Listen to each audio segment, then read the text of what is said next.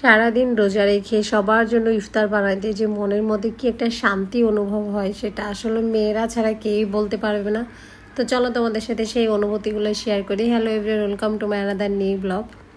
তো আলহামদুলিল্লাহ আজকে প্রথম রমজান ছিল, যদিও বা ব্লগটা একটু লেটে, কেননা প্রায় 20 দিন মনে হয় হয়েই গেল তারপরে ব্লগটা পোস্ট করতেছি। তো যাই হোক, এটা আমি ফার্স্ট দিনে রান্না করছিলাম, ফার্স্ট দিনে, কেননা তোমাদের ভাইয়া বাসায় ছিল অ্যান্ড আমাদের বাবা মা প্লাস হচ্ছে আমার ছোটো ভাই, শ্বশুর শাশুড়ি সবাই আমরা একত্রে ইফতার করছিলাম। তো সেই ক্ষেত্রে এখানে প্রথম রমজান দিন সারাদিন রোজা রেখে রান্না বান্না ইফতার বানানো আসলে আলাদা একটা মজা, তৃপ্তি থাকে, তাই না? সবার জন্য ইফতার করা, সেহরি রান্না করা। তো সত্যি এই অনুভবটা আমি মনে করি মেয়েরা ছাড়া কেউ বলতে পারবে না, কেননা ছেলেরা তো এগুলো করে না। বাট হ্যাঁ, তোমাদের ভাইয়া কিন্তু অনেক কাজ করে, ও অনেক হেল্প করে আমাকে, নয়তো কিন্তু আসলে কখনোই পসিবল হতো না এত কিছু অ্যাটেন্ড করা। তো যাই হোক, আমরা সবাই মিলে আজকে প্রথম রমজান যেহেতু সবাই একসঙ্গে ইফতার করছি, সেই ক্ষেত্রে বাসায় তোমাদের ভাইয়া ইফতারে যতগুলো ফল আইটেম যা কিছু ছিল সবগুলো রেডি করতেছিল, আর এখানে আমি বিরিয়ানি রান্নাটা শেষ করতেছিলাম। তো এখানে বিরিয়ানি রান্না করছি। তো ফার্স্টে আমি এখানে মাংসগুলো রান্না করে রাখছি, রাখার পরে দেন হচ্ছে চালগুলো ভাজলাম।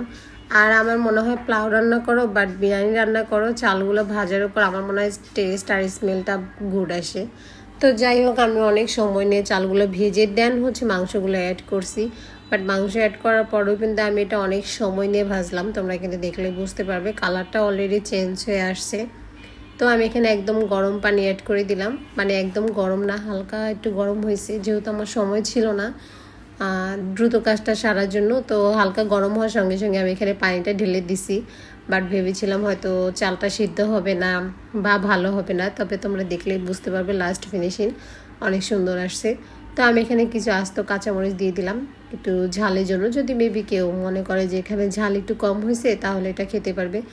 আর সবচেয়ে বড় বিষয় কাঁচামরিচটা দিলে স্মেলটা ভালো আসে। যে দেখো অলরেডি কিন্তু আমার পোলাওটা হয়ে গেছে, তবে আরেকটু বাকি আছে। এই সময় আমি এখানে অ্যাড করে দিলাম আগে থেকে সিদ্ধ করে রাখা হচ্ছে, এটাকে কি বলে যাই হোক, কথা বলতে গেলে অনেক সময় আমি ভুলে যাই। তো মটরশুঁটি গাজর এখানে অ্যাড করে দিলাম। মটরশুঁটি গাজর দেওয়ার সঙ্গে সঙ্গে এত সুন্দর লাগতেছিল দেখতে, আর এটা মিক্স করার পরে তো মাশাল্লাহ, আর স্মেলটা একদম অন্যরকম আসছে। তো এই পর্যায়ে আমি এখানে কিন্তু ঘি অ্যাড করছি, বাট ঘি অ্যাড করার পরে স্মেলটা আমার মনে হয় দ্বিগুণ বেড়ে যায়। তো আমার পোলাও রান্না করা কিন্তু একদম শেষের দিকে, এখন এটা আমি 10 মিনিটের জন্য ঢাকনা দিয়ে রেখে দিব। দেন হচ্ছে তারপরে তোমাদের লুকটা শেয়ার করতে চাইছিলাম, বাট ওটা আমার আর খেয়াল ছিল না, মানে ওটা ভিডিওটা স্কিপ হয়ে গেছে। তো যাই হোক, তোমরা দেখে কিন্তু বুঝতে পারতেছো এটা কি পরিমাণ ঝরঝরা হয়েছে, দেন অনেক সুন্দরও হয়েছে খেতে। তো আজকের মতো বাই বাই।